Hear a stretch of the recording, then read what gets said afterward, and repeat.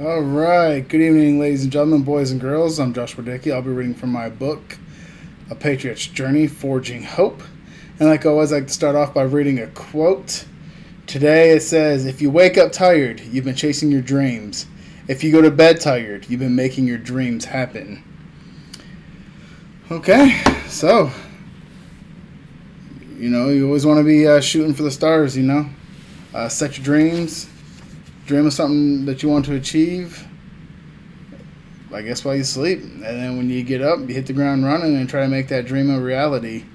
Your reality could be opening a store. It could be opening a lawn care service. It could be doing whatever, whatever you enjoy doing. And, they say if you enjoy doing something, you'll never have to work a day again in your life. So if you can find that and you can turn it into a job, hey man, more power to you. I hope you do. I hope you find it. Alright, speaking of finding things. So, this book is called A Patriot's Journey. I'm trying to find myself. I'm trying to find my way back home. I'm trying to end all the craziness going on in my head. And I'm trying to silence the noise of everything kind of converging into one thing and just driving me crazy. And when you get pushed and pulled and tore in different directions from your personal beliefs to what other people believe you should be doing, it starts creating a hardship, in your life. And but you have to really stick to what you believe in, because that's the only thing that's going to get you through things. People can give their advice. People can say what worked for them. People can... there's 1,000 different doctors and 1,000 different ways, or there's 1,000,000 different people out there, and they're going to tell you 1,000,000 different ways of doing something. And I'm just part of that million. I'm taking my journey, and I'm hoping that you could take a little bit of what I've been doing or what I've been saying, and just listening to it and processing it, and just talking about it is actually a form of recovery. You're going through a therapeutic change, without really seeing a doctor for it. And that's the whole intention of this book, is to get you talking about things that you normally wouldn't talk about. A lot of times my wife hears me say something on one of these videos, and she's just like, well, I didn't know that. And she's like, hey, I want you to, if you can, talk to me a little more about that, and so it opens you up to a little more vulnerable state. You can't be afraid to drop that horror persona that I was faking for so many years. I just didn't need to do it, but when you're in a Shark Tank, you got to be a shark. You need anything else, you're basically chum. But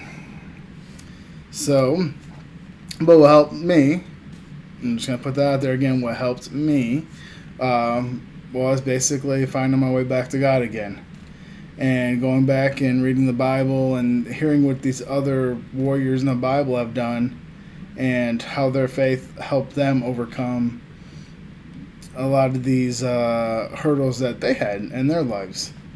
And so I call this Turn to the Bible.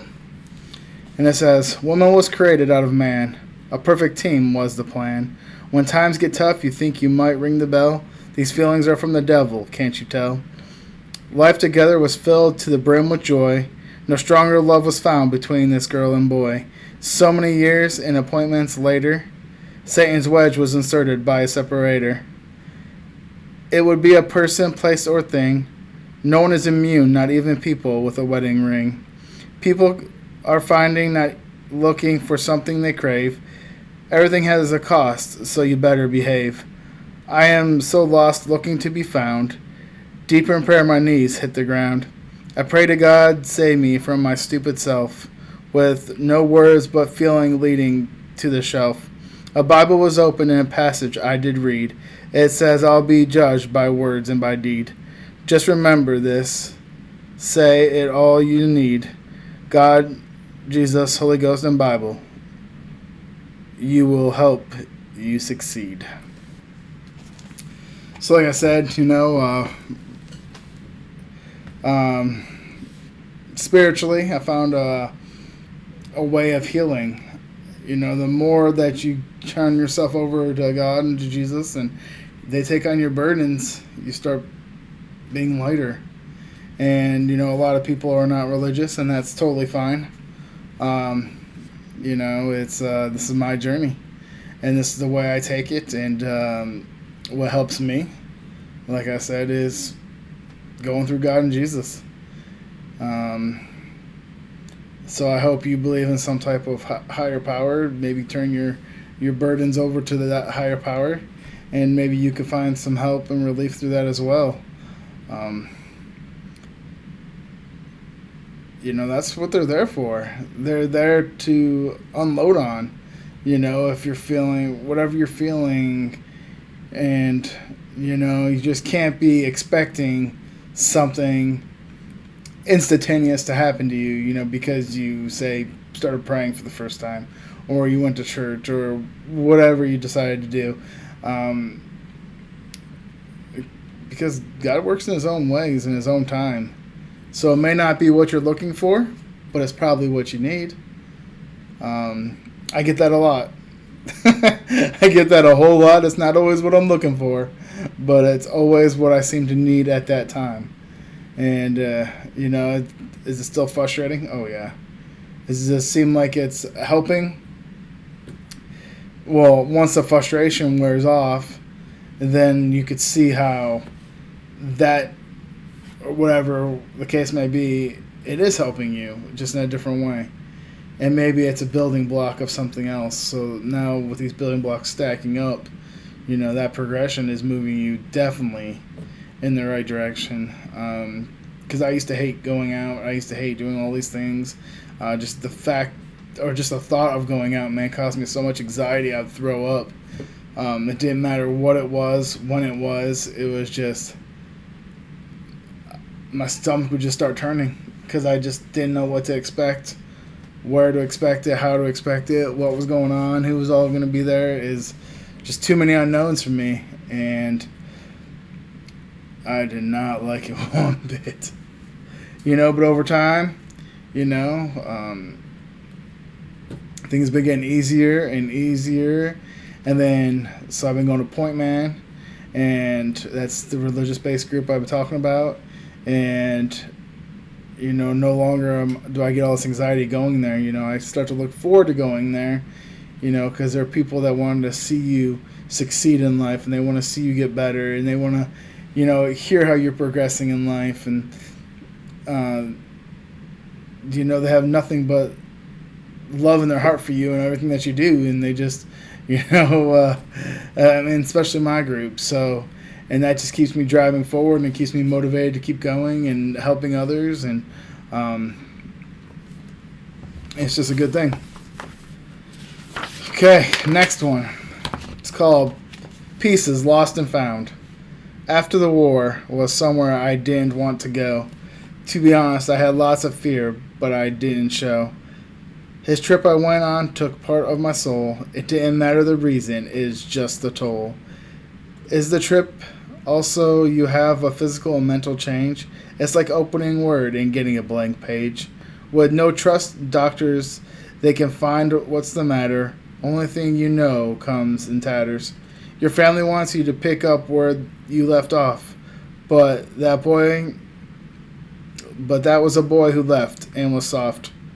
Now a hardened warrior is there with lots of pride. You get told over and over how he's dead inside. I believe someone can change a little at a time. Maybe this person helps a little through this rhyme. I am writing this book that is easy to read. It's about my wife in the blood, sweat, and tears indeed. I have raged and verbally abused my wife and kids. Everyone was happy until I let everything out and unscrewed my lid. My main job isn't to rewrite and unwrite the past. It is to get over and through so it doesn't last. So basically this one is trying to find my way back home again, trying to find things. But the key thing to remember is that this isn't a solo show. This isn't just you. This is it's bigger than you. Keep in mind everything that you do has an effect on your family. How you talk to them, how you act, how you interact with them. It's um, basically it's an all-inclusive thing. And for a long time, I wasn't really grasping that concept. So every time I would try to isolate them from me to protect them from me, because I knew I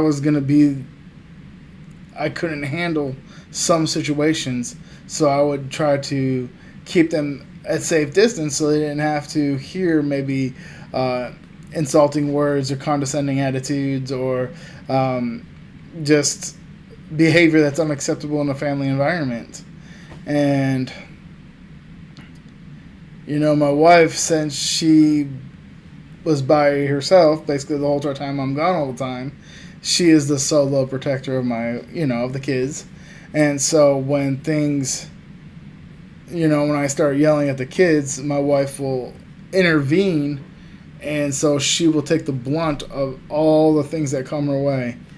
And then so over time, what happens is the way you start viewing each other as husband and wife changes, because now it is no longer a team thing. It is almost like you see her as the enemy again. It's like, hey, you're standing in the way from me doing what I need to do. You need to get out of the way. And so a lot of times to get her out of the way, you don't say the nicest things. I mean, I was never physically abusive to my wife or kids or to anybody. I'm not a violent person. I don't react angrily and break stuff and throw stuff, and I don't lose control that way. I am very verbal, and that sometimes is worse because verbal scars last a lot longer, sometimes even permanently. I've always told the story: take a piece of paper to a fence, and just keep putting bunches of nails in this piece of paper. Keep putting them in there and tapping into the fence. Okay, now take all of the nails and take the piece of paper off the fence. And you see all the holes and stuff still in that wood. So that's still all the damage is done, even though the apologies and you've moved on, with your guys' relationship. So time has elapsed. It's been a long time now. But it's still probably a stuck point in their lives when, you said a bunch of mean, hurtful things to them, and, where, say, a physical thing will heal in a couple weeks. That emotional toll, that emotional abuse, or that verbal abuse, it's just devastating. And it's hard for me as well because I have to accept the fact that I did that for so long. And so that trust between, a father and his daughters a lot of times isn't as strong because they're afraid that I will, be that guy that snaps again verbally and just starts being condescending and harsh to them again. And that's one thing you never want. You never want your kids afraid of you. And, I failed in a lot of things, and, it's really hard to get them back on track, to get us back on track, to get the family back on track once all that stuff has happened. But let me tell you, it is possible. It's not going to be an overnight thing. Trust, it has to be earned back, a lot of times, just by simply not reacting out of anger and controlling yourself is probably one of the best forms to get that trust back from them. So if they see you angry but holding back, and then they start getting more comfortable again with you, and at least that's what we had to do. And over time it just gets better. Once again, Forging Hope Poetry at gmail.com. If you have any questions, comments, concerns, shoot me an email. I'll be more happy to answer them. I'm giving that class on the 13th if you're in the Casa Grande area. It's be a great discussion. Look forward to seeing you. Thank you for the support, and you guys have a great night.